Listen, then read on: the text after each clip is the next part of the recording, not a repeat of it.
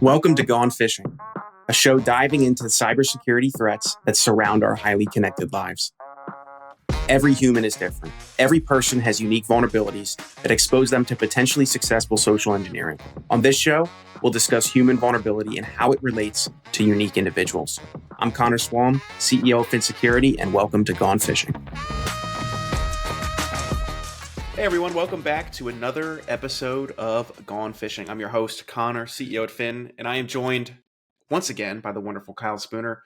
He's been in the MSP industry for almost as long as I've been alive, 11 years? No, 10 years. He is also one of the organizers, if not the main organizer of MSPGeek. I'm the person in charge. Like the buck stops here with me. The person in charge of organizing an industry event, MSPGeekCon. And this year will be its second year, 2024. Kyle, how are you doing? I am great. How are you? If I were any better, I'd be a twin. I'm having a blast. That joke's eventually gonna wear out. It's already wearing me out, but enough people haven't heard it that I can just keep saying it. Yeah, you should ChatGPT ideas for a new one. Yeah, give it your whole life, and then I need another joke that's personal. I need a personal joke that'll spark interesting conversation. Here's my LinkedIn page. Give me all you got. That's not a bad idea. I actually might go do that. Good luck. GPT's ingestion model isn't exactly as good as its other model, as it's normal. I'll give it a description of myself that I'll have someone else write. Or maybe I'll have ChatGPT write my description based upon publicly available info, and then should give it the LinkedIn page and the LinkedIn post history, and say, "What is?" Because I've done that. I've had AI write my bio. I'm scared to. I know I won't like the result of that just because of my LinkedIn presence. Because it's like one small slice of who I am. But you also don't control your LinkedIn presence because you have other people who attach into your account so that you can post. Yeah, it's a marketing thing, I guess. It is. So. What I've tried to explain to people, a lot of people come up to me at conferences, which is people. We're here talking about conferences today, even though we haven't gotten there just yet. We have Kyle talk about the ins and outs of conferences, how it's evolved over the last decade, and also MSPGeekCon. Why does it exist? Why was it needed? What is it here to do? I've met so many people at conferences that are like, hey, love the LinkedIn stuff. Keep it up. And I'm like, I didn't write that, but I spoke all of that. It's like, I am not a great writer. I have a person that does all the writing. I just sit in front of them and answer questions. What are my thoughts on X, Y, and Z topics? And it's been a blast so far. So immediately ignore half of what you just said and be like, thanks, I have a person that does that for me. Is what I would just say. I have a person. I want to communicate to people. It's like, these are my thoughts. These are my ideas. I approve everything. I read everything, but I'm not the one who wrote those exact words. I have a ghostwriter. Yeah, that makes me sound really important, doesn't it? Yeah, I don't have the ability to write, but I do have a ghostwriter who takes my thoughts and puts it to paper. Is your ghostwriter ChatGPT? I plead the fifth. Okay. It's actually Bard, but no, I'm kidding. It's not Bard. It's actually, I also have the same problem. Is I don't have a company that I could just be like, boom, ghostwriter, part of your job now. So I have a general description of my idea, and that's what I use as a basis for my LinkedIn posts. Personally, is what I have a custom chat GPT that it's called Spoonful of Advice GPT. Oh, that's cool. I've named it. Other things named after your last name. I wonder if we could think of a few. That spawned off of a Tech Bar episode with Ray, and I was giving life advice to Simon, their producer, and everyone was like, that's good advice. You should follow that, Simon. And I was like, that's just what I would do. And they're like, you should write a blog. And I'm like, should I? So that's how Spoonful of Advice happened. That's I own the domain. You can't steal it already. So those watching. Simon is absolutely in need of life advice, and he probably would take it. I don't think he did. Probably not. his situation blew up in his face, which I told him was going to happen. So, for those of you listening who don't know Simon, if you know OIT at all, or you know MSP Media Network, they're one of their, like, I guess, primary audio visual guys who keeps everything running and makes sure Ray shows up to things somewhat on time. I guess I'll put it that way. it's a producer. Producer. Sorry, yeah. Simon, if you're executive listening, I apologize. Producer. Make him sound fancy. Producer. That is fancy. I don't know what his title is, but that's what I'm calling it.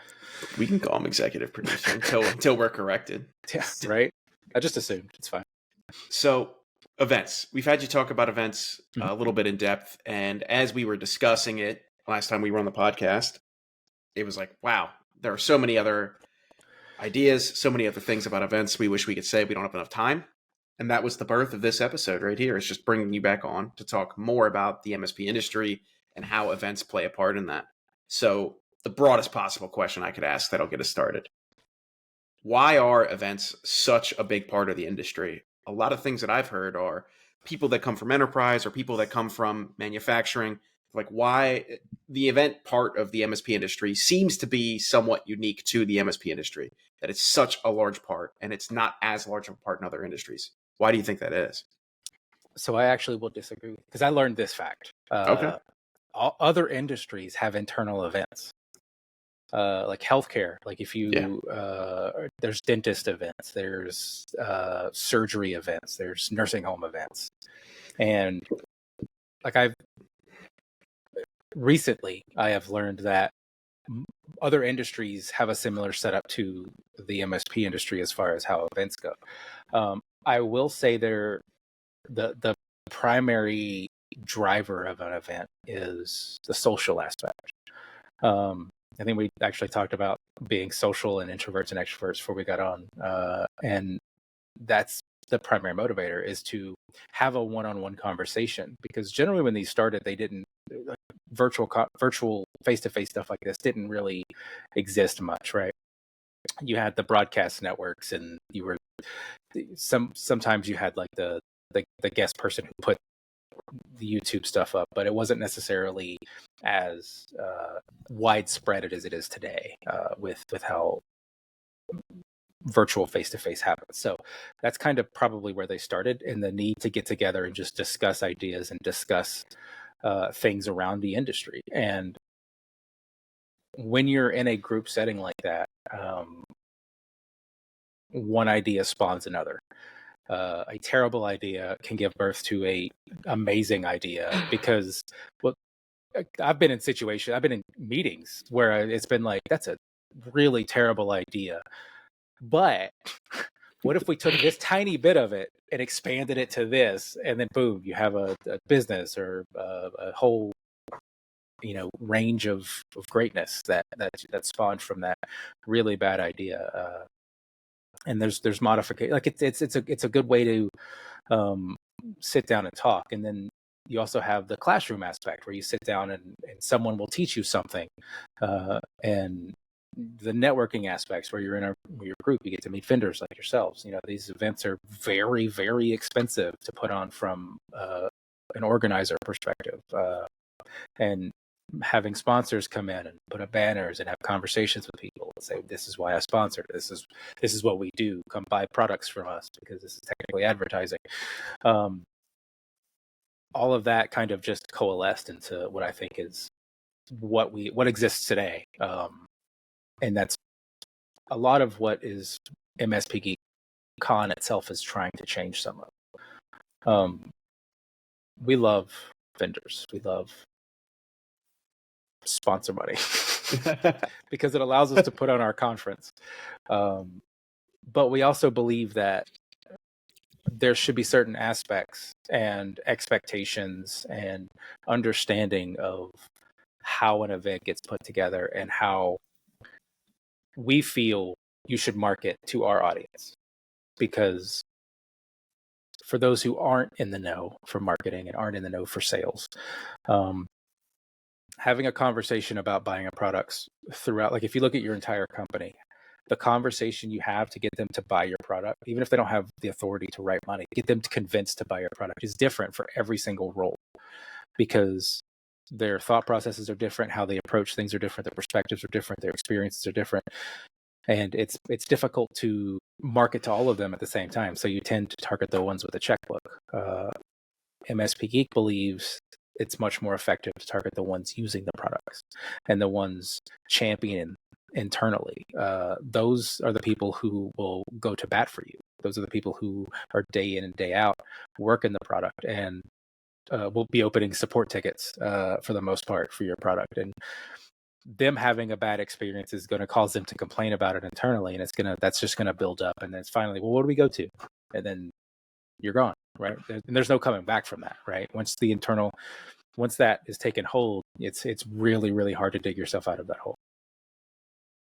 That makes a ton of sense. I've noticed that too, depending upon the conference you go to. And I guess there's so many conferences that, draw one out of a hat.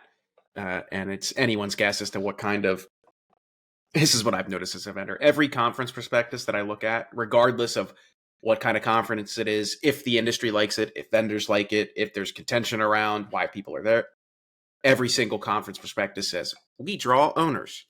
And in my experience, having sold to MSPs for almost 4 years now, it's like, I don't even want to talk to the owner.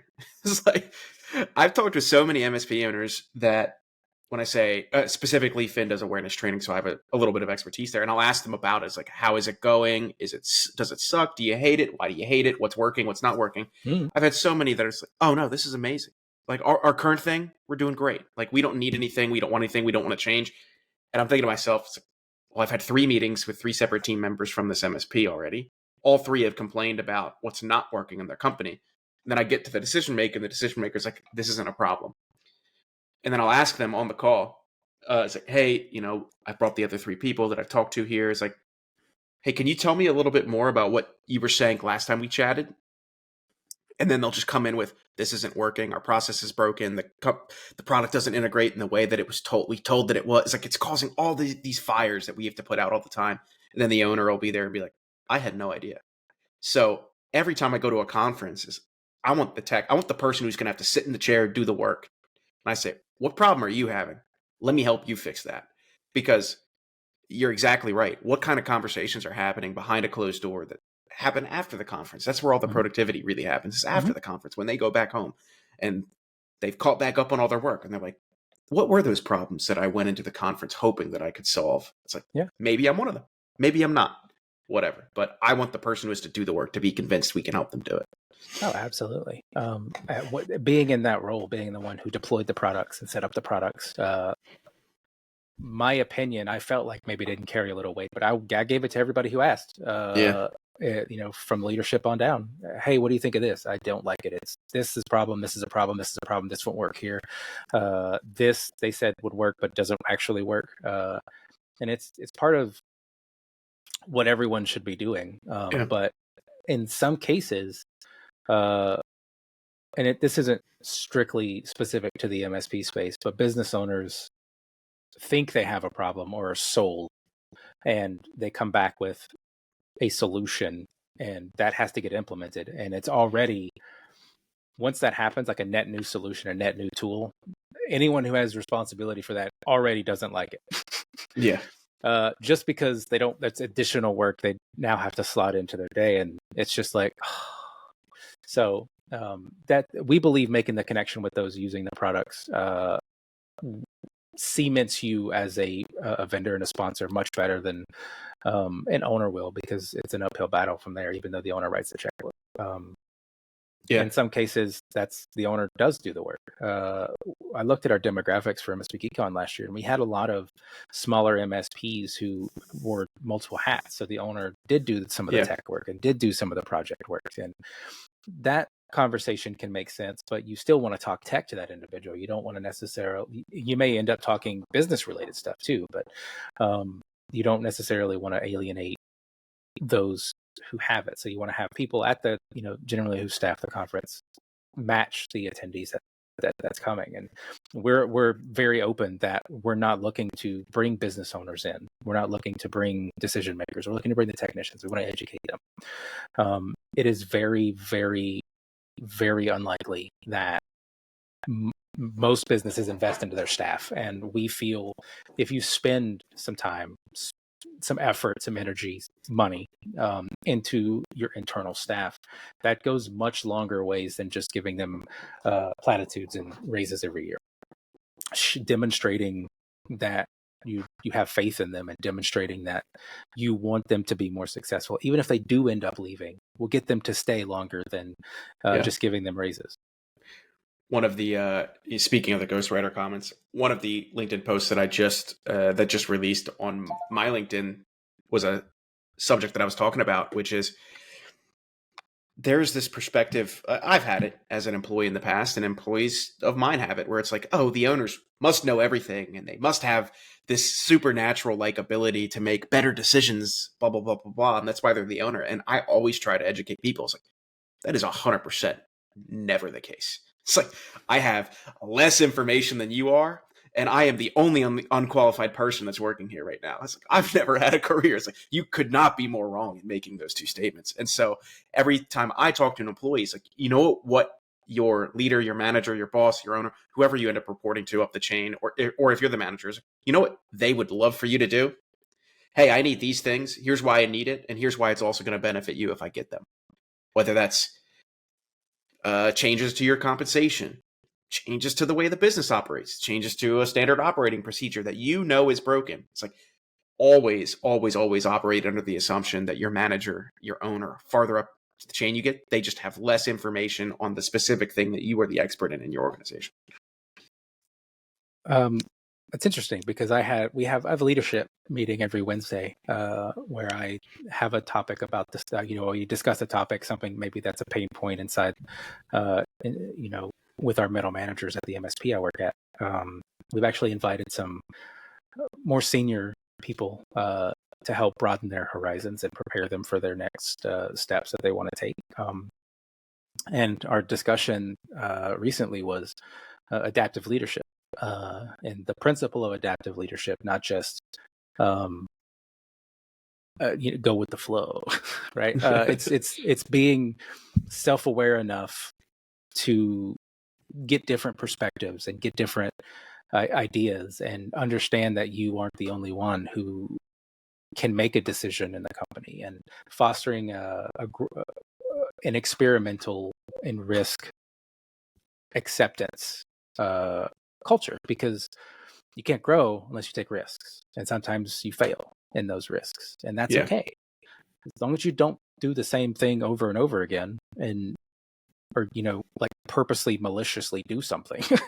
It should be okay to make mistakes and move forward, and that's part of the situation that we do with the conference. Is we want to educate everyone who doesn't get to go to these other conferences, because they're targeted business owners. Most of them are targeted business owners. And if you as a service manager, you as a technician, a help desk engineer, project engineer, come to our conference, we have a plethora of topics. We're still, depending on when this goes live, our speaker selection ends January 31st. So if you're interested in speaking, we're okay with new speakers. We have a mentorship thing we can work you with, but that ends January 31st. So if this is before then feel free to apply. See you in year 3. Yeah. But the premise is to, like, last year we had someone come in and give a talk about how an MSP runs, from billable hours to agreement sales to the overall aspects that technicians are told. When you go in as an MSP and say, I need you to input your time, and I need you to mark what you're doing for that time. That just to me, as an engineer who's getting told that, I feel like I'm micromanaged. I feel like you don't trust me. I feel like, there's nothing but negative feelings with that. But if you come to me and say, hey, I know this seems like I'm micromanaging you, but it's really just for data purposes so that I can make sure that I can bill properly our clients and making sure that we're not losing money. Can you enter your time and make sure that time is set based on your action that you're doing? So if it's after hours, make sure to select after hours, because that goes into all our numbers when we do our adjustments for our client. That I'm in a different mindset. Now I'm immediately going, I spend a lot of time on this client. I haven't really tracked my time very well. I hate them. They're annoying.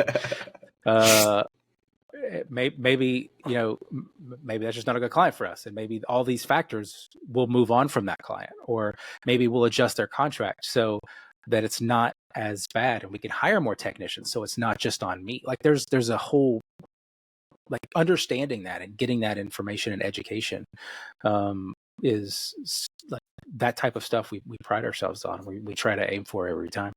It's true.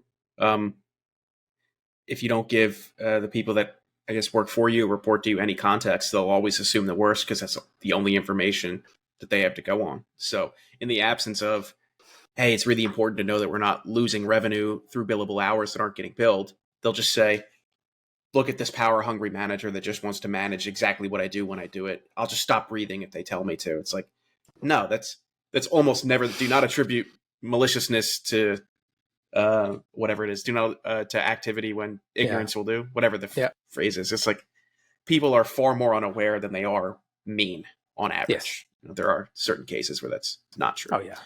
And I always say it's like there's two ends of the decision-making spectrum that you should always just chop off and work with the middle. The first is if you believe someone to be credible, their ideas should only hold the weight that their ideas can tread on their own. It's like, don't attribute credibility to the idea because the person gave it to it. It's like, if the idea is good or the idea is bad, it's because the idea has that quality, not because the person who has it.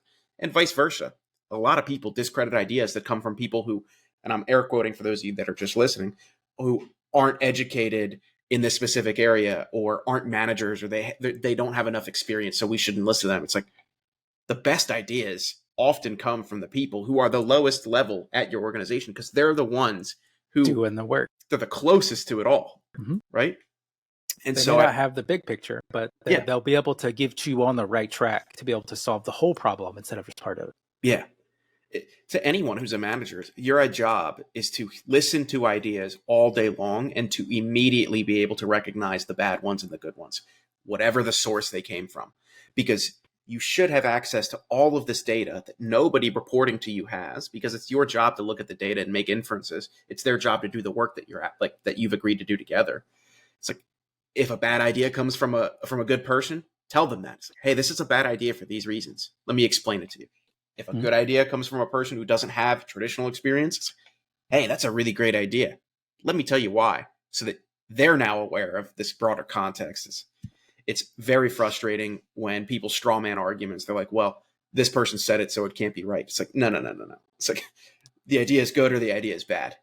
It has nothing to do with the person. Yep. But that's true leadership. And that type of education is what we try to do, what we try to select. Now, it's hard because we have 60, 70 talk submissions for roughly 24 spots. And that's a large swath we have to cut out and be selective because we're going off an abstract, right? So without knowing all of these people and how they speak and what the full details of what's in their brain of what they want to talk about, we try to match everything, and it's the education team we have is really great. They do an amazing job, so shout out to them. But it's a tough picking the good ones. And that goes for anyone who selects speakers at any event. Yeah.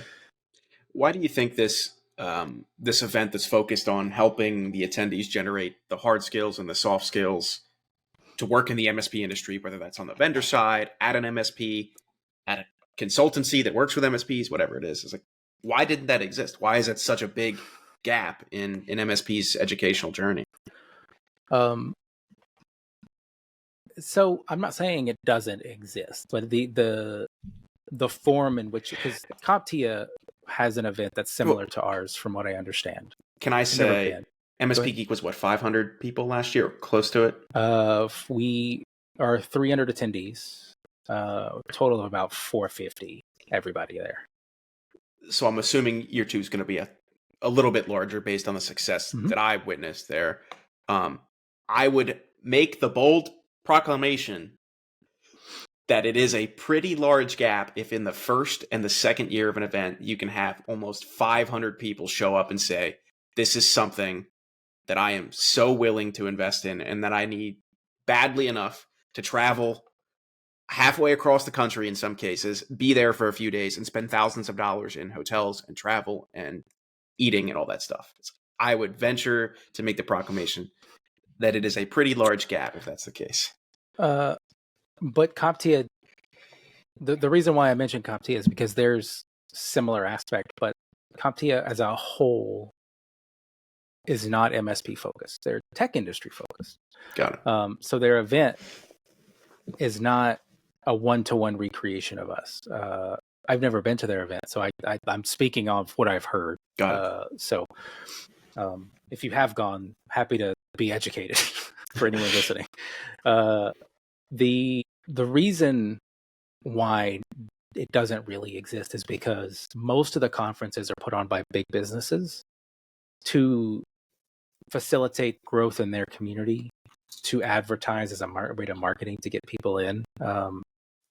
It's not really grassroots anymore.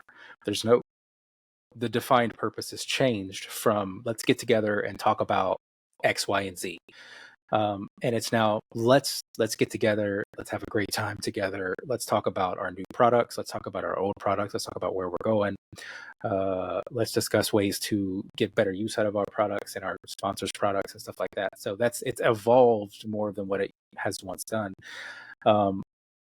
And that's one of the challenges of putting on MSPGeekCon is to make sure that we don't lose what makes MSP Geek. And the challenge is going to be for whoever runs it when I'm done running. And they have to keep that same voice is the wrong word, but it's same passion, same agenda with a different voice, because MSP Geek, unfortunately, I would love for it to be mine, but it's a 501c3 nonprofit company, and we designed it specifically that way so that it can't just be taken over. And all of this surrounds trying to better everyone, including vendors. Yeah. I don't know what we'll be able to get as far as vendor education for this year, but I would love to have a vendor track where vendors come in and educate vendors, MSPs educate vendors. There's a cross-pollination and making everyone better, because that's our goal. Yeah. Is to make everyone in the MSP space better. And but I think the gap exists specifically because they've just evolved into their own internal ecosystems, even though they cross-pollinate. Like ConnectWise will go to Data's events, Data's will go to ConnectWise events, because there is cross-pollination there. It's not or Kaseya's events. It's not a one-to-one ratio, because the amount of tools that each of those big companies who have conferences own. Yeah, that's true. I mean, as much as vendors would love everything to be a closed ecosystem, things are so connected. And I run across so many MSP. I asked them, I was like, you have two PSAs, you use Autotask and ConnectWise, whatever they call it these days. It's Manage. It's like, how the hell do you use two PSAs to do a job? It's like a lot of them will have varying reasons, some of which come from, we acquired a small MSP a year ago and have two, I don't know, we just set up two PSAs. It's like, one's a pretty valid reason. The other we should probably dive into is maybe that's why the education at MSPGeekCon exists. It's like, hey, here's things that you should definitely not be doing. I mean, that's another problem the MSP space has, is we're tool obsessed. Yeah. Everyone thinks a tool is going to solve their problem, and tools will help assist them in the resolution, but it is not a way to solve a problem. You have to have someone power that tool. You have to have someone providing the benefits to that tool. Either education, like if with situational awareness or security awareness training, specifically, like that's someone has to go into the clients, your account management team or your VCIO team, and say, hey, look, this is what we're doing. This is why we're doing it. This is the results from the testing. You need to make better changes in your company policy, culture, to make this not as big of a problem as it is. You need someone to do that. If you just have the training, they're going to check off the insurance box, and when they get hit, they're going to blame you because you gave them training. They don't understand the value that it's provided. You have to have someone to be able to get the most out of that. Yeah, there has to be motivation outside of, we use this tool. It's like, we have this problem. We've identified this tool as the solution. And I'll go back to a statement that Reg Harness has, and Wes Spencer and Alex Farling and Ray. It's like, if somebody were to ask you, hey, you sell security services, tell me what security you guys do, and you start by describing the tools that you use, it's like you're approaching the problem from the wrong direction. You have issues, you have security vulnerabilities, you have risk that can be mitigated. You pick tools to fix that. You don't pick tools and then say, now look at all these problems we solve. It's just a slightly backwards way of approaching the problem. And that's an interesting take, for sure. But it's RMMs, automation. When's the last time you heard about automation, like big in the industry? Well, I talked about automation like yesterday, like with Roost and Pia and what's the big one for enterprise? Not counting an application that's literally has automation in its name. Okay, like actual automation. Yeah, like let's say compared to AI. Okay. What would you say the ratio of stuff about automation that you've had conversations about? 80 and AI. 80% AI, 20% automation. AI is useless. That's what people don't understand. Right now, as it is right now, it is not an effective tool. It can absolutely enhance specific things. Do not get me wrong. And it can make cool things and do some cool things. But there's like so many tools now coming out with, I have AI and we have AI. And I'm like, cool. But you don't really like, you have it seeing if the client's angry. I can read the email and see if the client's angry. Yeah. There's some that are having code generated, and I'm like, you don't check the code. You don't have a method to test that code. You just generate it and allow me to save it and run it on my entire organization. Are you insane? And people don't understand that because they think it's a free tool. They think it's a free method to make more money. And that's not what it is at this particular time. It probably will eventually be that way. But yeah, and it goes the same with automation. People think automation doesn't happen. Like you have to invest into automation, and you don't see an ROI into it. You see people just see an expensive employee typing on his keyboard, but you don't see the literal thousands of hours that person's saving because they're investing into automating problems that happen on a daily basis. Yeah, and it's very frustrating from someone who used to do automation and scripting and coding and programming, DevOps, seeing that because it never was really pushed. It was just kind of sidelined. And Automation Nation used to be the conference you'd go to. It used to be for lab tech, and when ConnectWise bought and renamed it to Automate. It was always Automation Nation, though. It wasn't Lab Tech Nation. But that used to be the conference you sent your technicians to. And I think they're doing something now in the Q1 of this year, but I don't think it's like a real conference. I think it's like a get together type situation that I think they're working with, that they're calling Automation Nation. That's what you do. Yeah. You could even point to it. Now, I don't read SIP's release notes. Calvin, I apologize. But I don't read them either. But the amount of people that I've personally talked with that explain all of the things they've been able to automate because SIP focuses on automation, and this is why I say it in the release notes. I don't think it integrates with AI. I don't think it's not AI-powered automation. It's like, nope, you can connect to Microsoft and do really powerful things if you decide to make it happen. Yes. And I think that's probably my frustration with all the AI talk is that we haven't really cemented the automation into people's mindsets. They just assume that it's going to work and that buying an RMM tool gives them automation, but that's not true. You might have some default stuff, but that doesn't mean you have an automated system. I would say a good rule of thumb for anyone listening, if there's an entire industry dedicated around being a consultant for a tool, you won't get the result for free. Amen to that. Many a table have been filled with food due to people not understanding a tool set. I've benefited from that. I've set up systems, and in the past I've done consultant work on RMMs and PSAs. It is very interesting, I'll say, the different types of you can see who believes in automation and who doesn't. Yeah, and who's investing it in the right way or approaching it from a different issue, from the air quoting again for people listening, the wrong angle. Yeah. It's interesting. So let me ask you a question. I'm curious to know, as a vendor, right? You have a marketing budget. Yeah. That marketing budget is allocated to different marketing things. One of those things is events. Yep. Do you see value in going to events by sponsoring them? Yes. But with not talking about money, just in general. Do we get value? Yes. So this may begin a long rant of which I don't know where we'll end up, but it'll end up in a more enlightened space. I have this belief that many MSP focused vendors use the event cycle as a crutch instead of creating legitimate marketing. Like I'll give you an example. I went to Black Hat for the first time this in 2023. Mm-hmm. One of the largest security conferences. As an attendee. As an attendee. Yeah, I didn't go as a vendor. I went as an attendee because I had two goals in mind. One, I wanted to meet with investors, advisors, relationships that can be, hey, I'm showing up, and then we meet there. The second was I wanted to walk the vendor floor.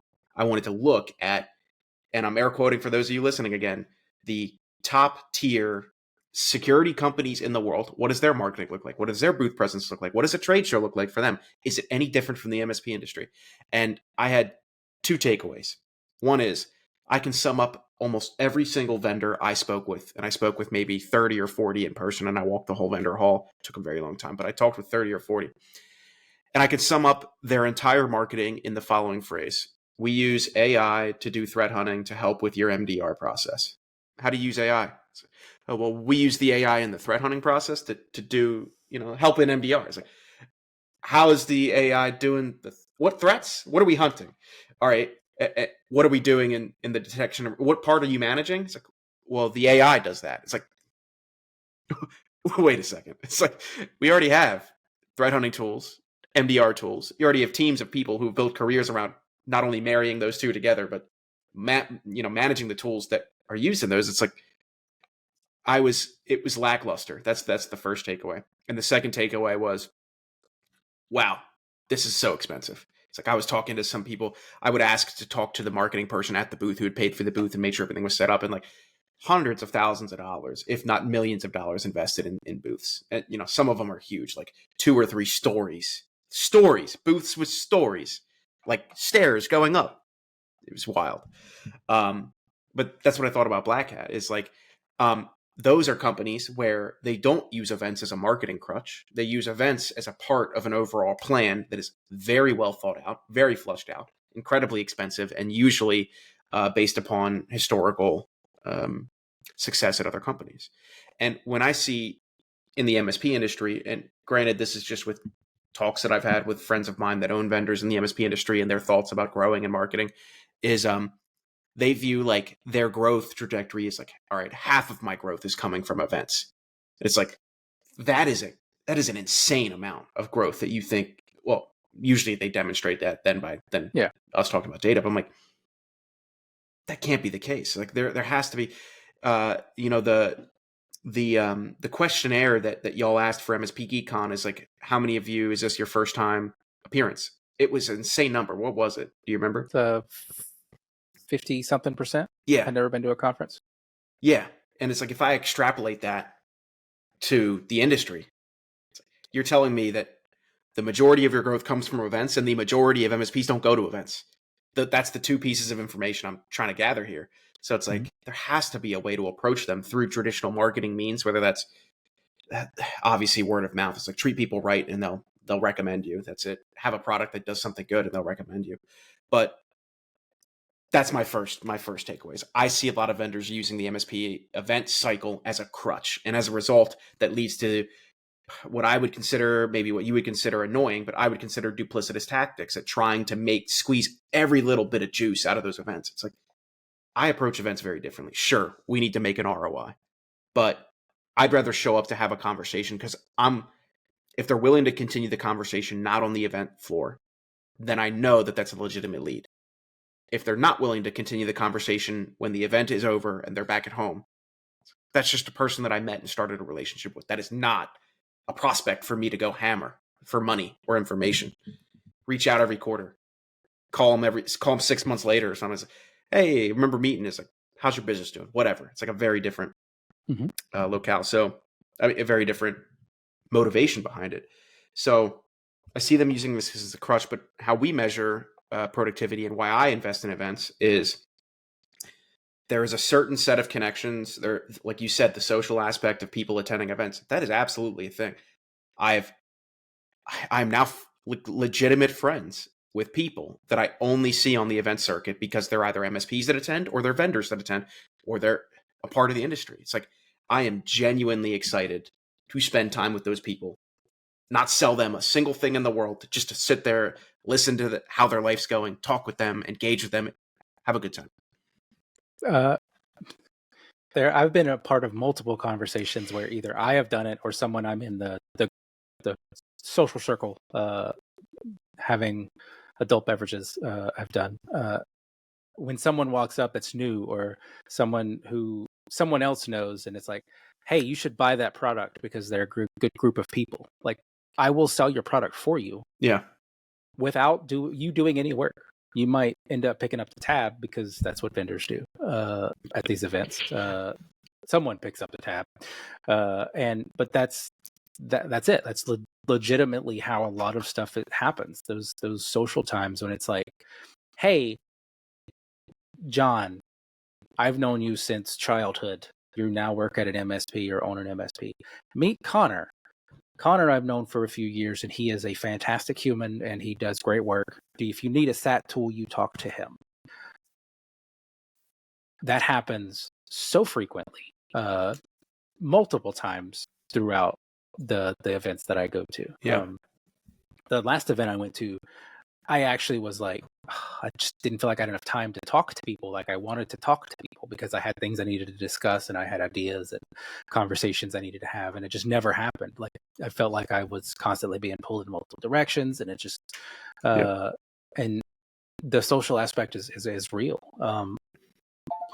At what point do you as a vendor feel like it's no longer worth it? Because there's obviously some of these events you can't go to as a vendor unless you're sponsoring.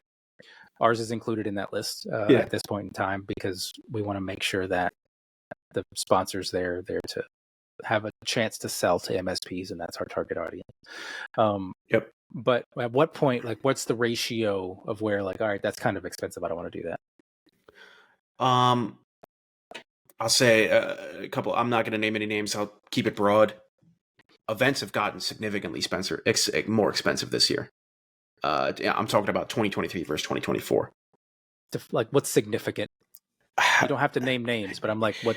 I understand the cost. There's one event that I'm thinking of where the cost increased. It's like 30%, which we're talking about, a $30,000 expense. So it's like, this is not cheap. It's like $30,000 to $40,000. That's a pretty decent jump. Like, I'd have to find $10,000 more in value out of this event in order for me to get the same return I did last year. Second is there's an event where the price went up 100%, like literally doubled. And it's, again, regardless of the price, we always go back to our CRM, and we, like, every vendor should, every MSP should do this with every local event or anything they do for lead generation. It's like, all right, we met 100 people. Those 100 people turned into 30 prospects. Those 30 prospects turned into 15 paying clients. We're making X dollars per month with those 15 paying clients right now. It all goes back to a math equation. Your question was about the cost. I forget your exact question, but I rambled on into increasing costs. At what point is the like, you've been to, I'm assuming, most, if not every event that is in the MSP space? Most, yeah. At what point, like, where's the ROI cutoff where you're like, that's kind of expensive, I'm out? For us at our stage of business, we serve almost 300 MSPs at this point. If we're spending, $80,000 to get a group of people to an event, that's total cost. That's not just the sponsorship value. That is a huge spend. It's like, that is a lot of money to bet. That's a person. That's a salary. A year. That's a year of an individual. Yeah, a year. Correct. A year's salary, easily.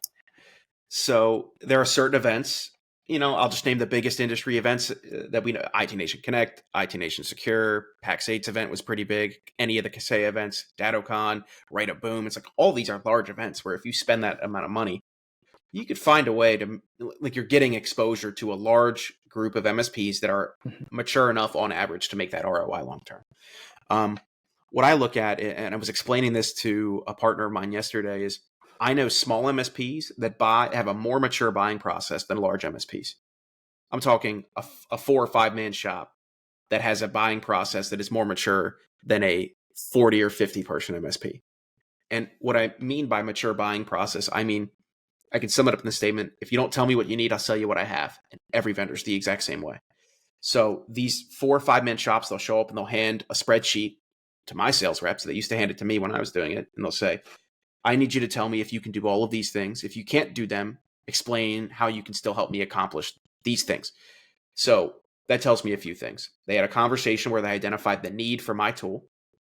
They then went through their own internal processes and said, well, based upon how we operate as a business, I need the tool to be able to do these things. They then compared that with what they do for their client's environment. They have Microsoft Azure. They have Google Workspace. If they have on-prem AD that they're still managing, whatever they do. If they use a certain PSA, if they use a certain RMM, they need to integrate the data back into the tool, the new tool that they're buying. It's like they went through this process where they gathered all the information, they outlined a set of things that they needed to do, and they organized them from, if you can't do this, I can't work with you.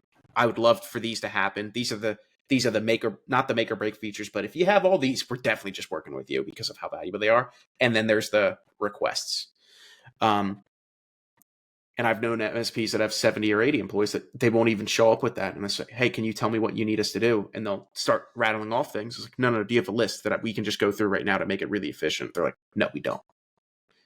So I bring this up because I judge event profitability by how many MSPs, when they walked up to the booth, when they met one of my employees or they met me outside of the booth time, when they watched my talk, when they listened to me, when they interacted with Phin in any way, shape, or form, were they a mature enough buyer that if we asked them for that spreadsheet, that list of things they need us to do, would they have been able to provide it? Doesn't matter the size, because 2 things happen when an MSP has that mature of a buying process. One, they get a legitimate evaluation with us on whether or not we are a fit. If we're not a fit, that is just as valuable information as if we are a fit. Because the worst thing in the world is for a partner of ours to think that we're a perfect fit, but then as they start to work with us, there's like 6 or 7 things that they just didn't verbalize to us in the sales process. We should have done a better job at uncovering it, but sometimes it's just not a perfect process. Yeah, sometimes you don't know. Correct.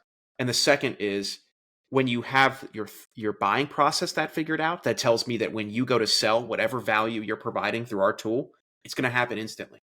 You're not going to have to renegotiate contracts. You're not going to have to go convince your client base. This is also isn't perfect because sometimes that is the case, but more often than not, it is a much smoother adoption of our tool in your client base. So I always judge the conference by those 2 things. It's like, tell me about how you buy. Very interesting way to determine ROI.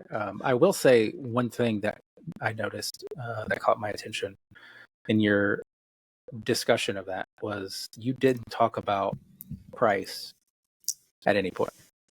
And no. I'm not saying that price isn't important, because it 100% is, but it's never the chief.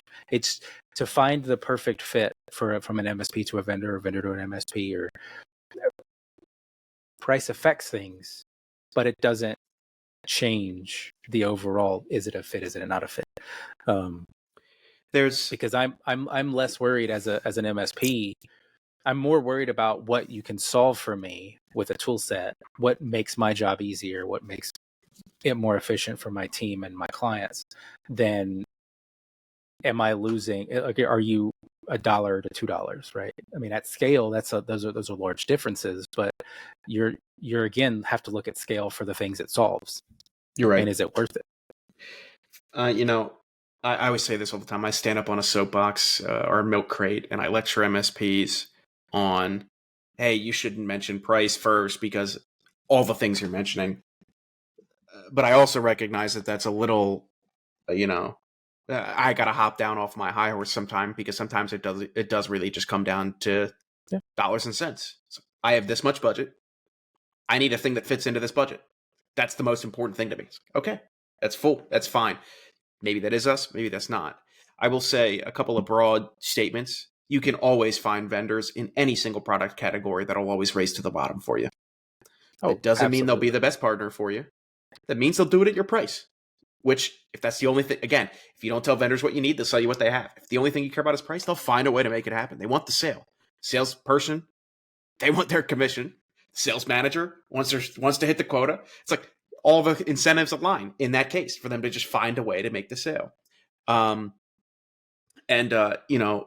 guess diving a little bit. I will say, though, to that point, at the point to where budget is no longer the concern, that vendor is no longer important.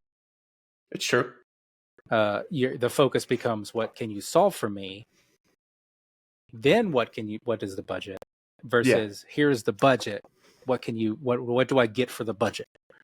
And it's every time I've got either a misconception about awareness training in terms of what you should be, how you should be selling it and what you should be selling it to for your clients, or a hiccup in their sales process that then they want to go fix. What I mean by that is, we are not the most expensive. We are never the most expensive tool. We're never the cheapest tool. We're always somewhere in the middle. That's probably the perfect place to be. So if this tool doesn't fit in your budget, it's like, well, I got 1 million competitors, really, where I've looked at their prices. They're all very successful companies doing successful things in this industry, and we're smack dab in the middle. So it's like, if this price is too much, that tells me that you haven't looked at the industry enough to know that this isn't a very expensive price for this value. So one of two things is true. You're not seeing the ROI in this. So if that's the case, let me explain what our partners are doing or what I've seen other people do. Or the second is, you're more focused on price, and we just need to come to terms with that, and I'll go help you find a vendor that'll get you what you want at the price you want. It's like, I've been able to uncover one of those two things, and it's always a wonderful conversation to have, because not only have I helped you, I guess the worst case is we don't make the sale, and the worst case is now I've helped you get satisfied with another. Like, I've made you a satisfied buyer of something else, not of us, and I don't have a dissatisfied client. It's like, I've removed problems that would have existed for my own company, and I've solved problems for you. It's like, that's a win-win in my book. 100%. Like, that is not a negative in any way, shape, or form, because and people we just wasted time and lost money, and now there's no benefit for us. And I'm like, that's incorrect. There's so many tangible and intangible benefits from doing that. They're more likely to come back to you. They're more likely to recommend you over the product that they actually use. There's so many, because people want to solve problems. People want problems you don't want their problems solved. And if they can go to an expert or go to a vendor and say, hey, look, this is what I'm dealing with, and you're like, you know what, we do this really well, but we do not do this really well, that ingrains them into trusting you. Yeah. Because you're okay to admit fault. And if they trust you, they're more likely to take your advice, and they're more likely to come back to you in the future when either your product's matured and helps solve the problem that they need, or that is no longer a problem that they're looking to solve, or there's a bigger problem that's more important to solve, right? It's true. For people looking to start companies or MSPs, or if you have an existing company, if you're trying to build a software company, there's really two questions you need to have a really good answer for. It's, why are you the best in the world at that specific thing?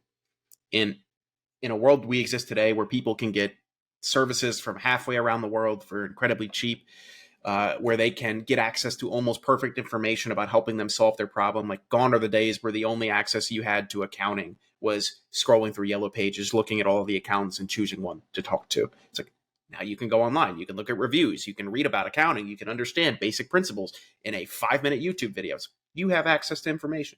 So you need to be able to answer for yourself as a business owner, or if you want to start one. Why are you the best in the world out of all the available people that anyone could choose? Why do they want to work with you? Because why are you the best? And the second is, you need to be the most educated person on that specific problem. When somebody talks with you, you are not a salesperson. You are the expert. And if they walk away from that conversation, like you said, saying, wow, that person really helped educate me. They spent the time. I feel like I'm a better person having interacted with them. They leave with that. People don't remember what you say, but they remember how you made them feel. They leave feeling that you were a great person, you treated them with respect, and they came off as a better individual as a result of that conversation. It's like, you're right. At the bar, they're going to say, hey, you should work with these people. Even if they're using a different tool. Hey, these people are great. You should be friends with them. I've done it without using the tools. I've done it with you. I don't use your tool. I'm like, you should, if you need a stat track, this is what I would recommend you at least talk to him. And that's how I think the whole industry should be for sales and marketing. We could probably do a whole nother rep, but like on that in general itself, even though we've covered a lot of points of that today. Yeah. Let me ask you one question and we could probably wrap it up. Yeah.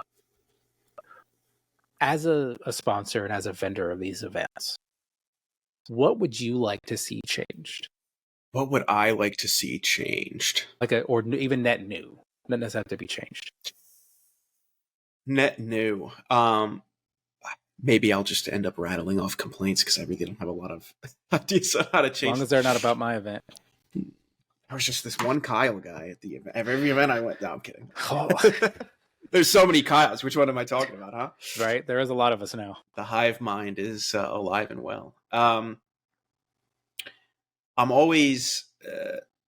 I always don't like vendor hall time. I don't know what would replace it, right? But every time I'm in a vendor hall, I go with the expectation of, if somebody wants to talk to me, I want to be there and I want to talk to them. I want to be an expert. I want them to believe I'm an expert, and I want to help them through whatever problem they're coming to me with or they want to complain about while they're at my booth, whatever. But most vendor halls do not foster that kind of conversation. They actually foster the exact opposite, which is something like a cattle chute is probably a good analogy. It's like there are MSPs, they're getting funneled into this room and like scan as many badges as you can. It's like, I think there's two parts to that. One, a lot of vendors encourage that behavior. The events encourage that behavior. They do.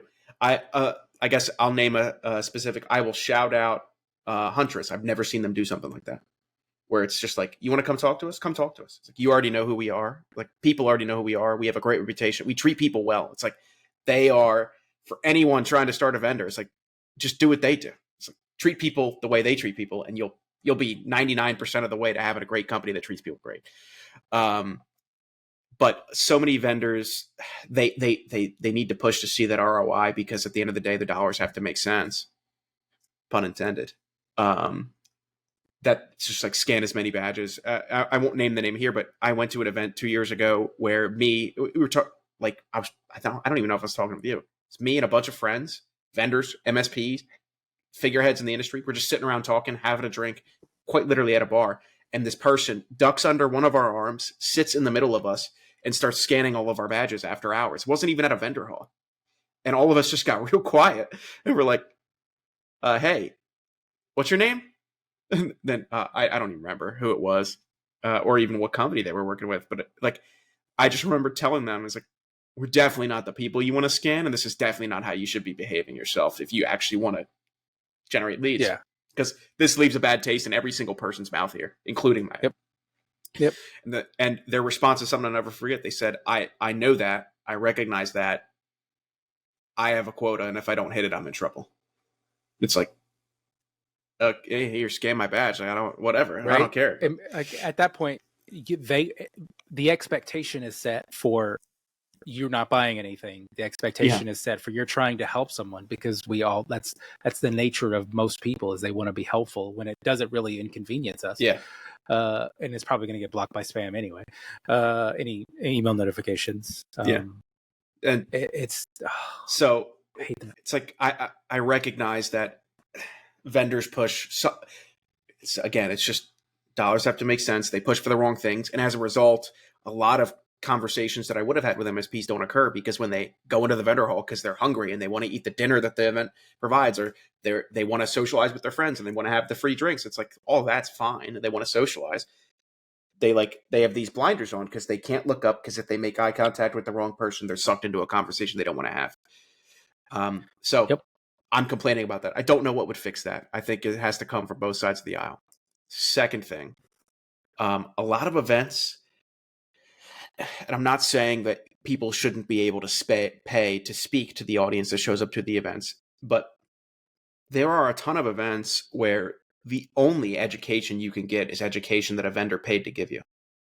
And I'm always aware, and I always try to help people be aware of competing incentives. If the person paid to sit in front of you and talk, the competing incentive is that talk has to result in money going back to the company. How are they going to do that? Selling more of their product. So just understand that the education is almost always going to be tinged with, hey, here's these problems. Here's how we solve them. Come by the booth or buy now. We have people scanning outside. And I'm not saying that is incredibly bad because we do the same thing. I'm pointing at myself for those of you just watching. Yeah. If we pay for a talk, we have employees that show up and they're like, hey, if you'd like to continue the conversation, we'll be right outside. And it's there to generate leads. That's the way it is. But there are events that don't have any curated conversation, that is not paid for, that is hand selected by a committee, by a thoughtful individual to say, these are the topics we want to educate on more broadly.